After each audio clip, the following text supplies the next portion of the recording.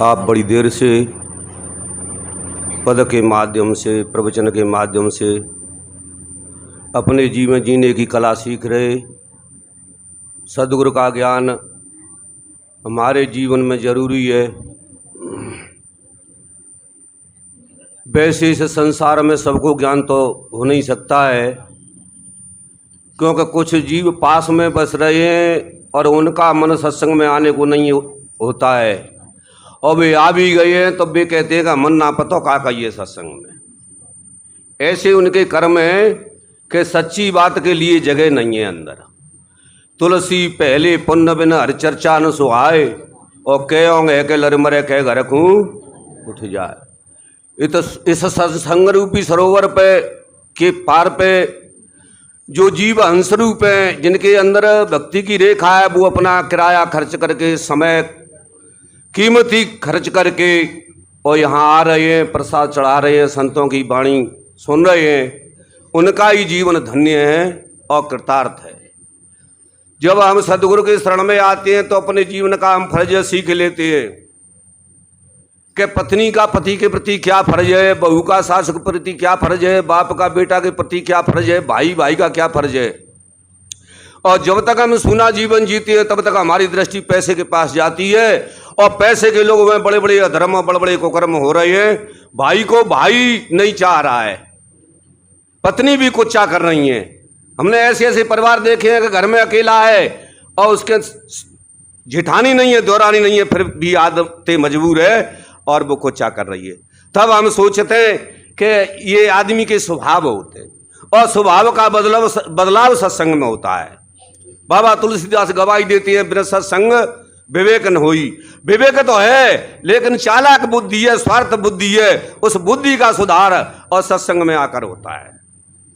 सत्य का संग, सत्संग काफी है रहे हैं, काफी संसार में शाखाएं।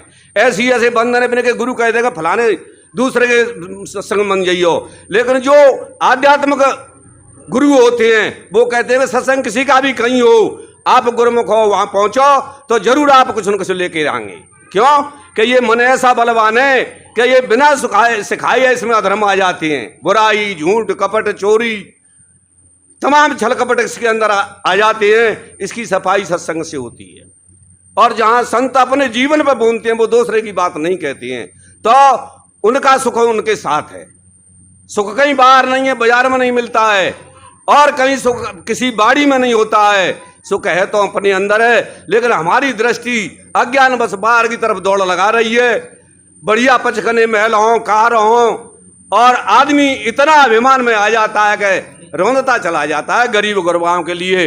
लेकिन जब सत्संग होता है तो हमारा पत्थर दिल और कठोर दिल नरम हो जाता है, और हम चेहरा से पहचान लेते हैं कि इसको 2 रोटी की जरूरत है। जैसे उस महात्मा ने 6 रोटियों में से और 2-2 रोटी किसान, अब उस किसान की पत्नी को देख के दे दिया।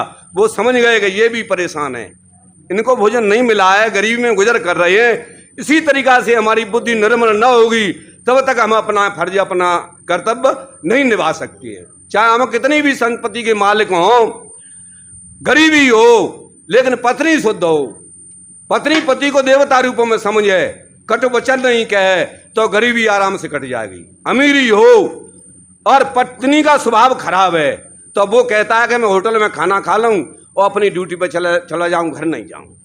तो क्या हुआ उस शादी से और उस पति और पत्नी पने से? इससे पहले जब शादी नहीं होती है, लड़की सोचती है कि पति मिल जाएगा सुख मिलेगा, और लड़का सोचता है कि पत्नी मिल जाएगी सुख मिलेगा। लेकिन आज हम देख रहे हैं, क्योंकि सुख जहां है ही नहीं।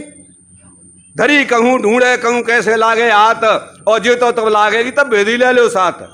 किसी संत के पास पहुंच जाएंगे, वो संत अपने ठिकाने से लगा देगा। संत की वाणी हमें असर करेगी। जैसे सेठ का धन में से खून निकला और किसान के रोटी में से दूध निकला। दूध का मतलब ईमानदारी की कमाई। ईमानदारी की कमाई होगी तो बच्चों की बुद्धि शुद्ध होगी। जैसा खाएंगे अन्न और वैसा बनेगा मन। जैसे पिएंगे पानी और तैसी बोलेंगे वाणी। बड़े परम सौभागी बात है आप लोगों की कि पास में आपको 8 दिना पीछे, 7 दिना पीछे और सत्संग मिलता है। संत मेहनत करते हैं, बड़ी बड़ी दूर जा रहे हैं, यूट्यूब पे प्रचार चल रहा है, और रात में 2-2 बजे आके न नींद की परवाह और न नहाने की परवाह, एतबार का ध्यान रखते हैं और आपकी ड्यूटी बजा रहे हैं। अज्ञान में तो कहना साधु पने में बड़ा आनंद है, लेकिन जो स्वार्थी भीख मांग रहे हैं, अच्छा नहीं का खा रहे हैं और उन पैसों से शराब पी रहे हैं, और कोई दान में कमर अंडी देता है उनको भी बेच कर शराब पी रहे हैं, ऐसे ऐसे इस संसार में साधु हैं। साधु भी अपने कर्तव्य पे नहीं है। साधु बीड़ी पीता है, गांजा पीता है, वो संसार को क्या शिक्षा देगा। साधु के कछु चिन्ह होते हैं, कछु निशान होते हैं। ये पहचान सत्संग में आकर होती है कि हमारा दुख कहाँ कमी हो, कहाँ सुख मिले। तो मन का दुख सुख है। हम कहीं भीड़ में जा रहे हैं, एक्सीडेंट हो गया, हमें नहीं पता है, हमारा मन कह रहा है कोई होगा और रोजाना हो रही है, और उसी भीड़ में से किसी ने हम पहचान ले और उसने कही भैया जाए कहाँ रहा है, ये तेरे परिवार का है, कुटुंब का है या तेरा रिश्तेदार है, तो इधर से जा रहे तो कोई दुख नहीं था, लेकिन जब पता लगा हम लौटे तो दुख के अंबार लग गए, क्योंकि हमने अपना माना। भजन की कड़ी में आपने सुना यहाँ कुछ नहीं है तेरा, लेकिन कब नहीं है, जब सदगुरु के ज्ञान में आ जाए तब नहीं है, कुछ नहीं है तो सब कुछ है। किसी ने कहा है कि मैं कुछ जानता नहीं हूं, अब वो जानता नहीं है, वो ही सब कुछ जानता है। बहुत बड़ी गहरी बात है। शब्दन का जाल इतना है कि शब्दन में आदमी उलझा हुआ है। और जो सत्संगी होते हैं और किसी की कोई चुगली कर रहा है तो उसे कोई चिंता नहीं है। क्यों? कि वो अपनी तरफ देखता है कि मेरे में कुछ है ही नहीं तो मेरी चुगली करेगा क्या। और जब हम अज्ञान होते हैं और किसी से मन उठावे, कोई अपनी बात बता रहा है, भाई ना कह रहो, फिर भी मन में संशय होती है कि जी हमारी चुगली कर रहा है, और राग दोष बन जाते हैं और बस वहीं से लड़ाई शुरू हो जाती है। और लड़ाई शुरू होती है तो फिर मुकदमा में पैसा खर्च होता है, कितना कितना अधर्म होता है। दो भाई थे, बड़े छोटा भाई शुद्ध था, खेती क्यारी का पशुओं का काम करता था, और बड़े भाई ने उसके हिस्सा का खेत अपने नाम करा लिया पटवारी से मिलमुली के, क्योंकि पैसे से चांजो कुछ हो रहा है। आपने अखबार में टीवी में देखा होगा, कोई पार्थ चटर्जी है, कौन है, कितने करोड़ रुपया वो उसकी वो चाहती थी कोई, और उसके यहाँ मिली है, और एक गरीब को रोटी नहीं है। क्या बे अटैक फट जाए, काल आ जाए तब नोटिस संग ले जाएंगे, लेकिन उनको सत्संग की झलक नहीं मिली है, इसलिए उन पर राज भी जनता का और ठीक से नहीं हो रहा है।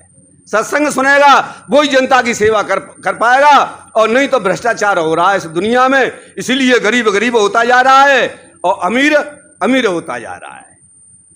बिन सत्संग विवेक न होई, उसकी जमीन उसने अपने नाम करवा ली, और वो छोटा भाई किसी टाइम में संसार से विदा हो गया। एक बेटा रहे उनके, एक बेटा बड़े कह रहे जिसने बेईमानी करी, तो वो अपनी मेहनत मजूरी करके मैया बेटा अपना पेट पालना कर रहे। कुछ 2 साल में ऐसा हुआ, क्योंकि बुद्धि तो बिगड़ा ही गलतान से, जो कहते भैया को धन बुरा दगाते खब मते खइयो खंड खंड के जाएंगे हम अपते। तो औरतें तो छिपा सकते हैं, लेकिन अपते नहीं छिपा सकती। उसी के बेटा ने और उसमें खूब मार दियो, घर से निकाल दिया अपना बाप। और जब ये खबर उस छोटे बच्चा को लगी कि ताऊ घर से निकाल दिया भाई ने, तो माता से कही, माता ने कही बेटा ला, तो एक ही तो है तुम्हारे पिता ताऊ, एक ही माँ के बाप के बेटा हैं, और उसने निकाल दिया तो तू ला, 1 मेहनत और सही हम करेंगे, और हम खा रहे हैं वो भी खाएगा। दौड़ के पहुंचा पिता के ताऊ के पाँव छुए, जो कि ताऊ जी हम में रहूँ, तुम भैया ने तुम गलत काम करा, कोई बात नहीं, मैं भी तो आपका बच्चा हूं। तो वो वहीं बैठ गया, अपने पेट को पकड़ के रोने लगा कि जिसके लिए मैंने बेईमानी करी थी उसने मेरे साथ क्या व्यवहार किया है, और जिसका मैंने अकल उठा वो क्या कह रहा है। तो हमें संसार सत्संग में ऐसी ऐसी बात मिलती है कि हमारा कैसा भी दिल खराब हो, एक दफे हमको सोचने और मुड़ने का समय मिलेगा, हमारा जीवन शुद्ध होगा। इसलिए जहां तक लगे कोई हमारे कहने से सतमार्ग को आवे तो बहनों को लावे और भाई भाई को लावे, आगे उसका कर्म उसका जिम्मेदार है। बस मैं इतना ही कह के अपनी वाणी को विराम देता हूं। बोलिए श्री सदगुरुदेव की, संत समाज की जय, भक्त समाज की जय, साहेब बंदगी।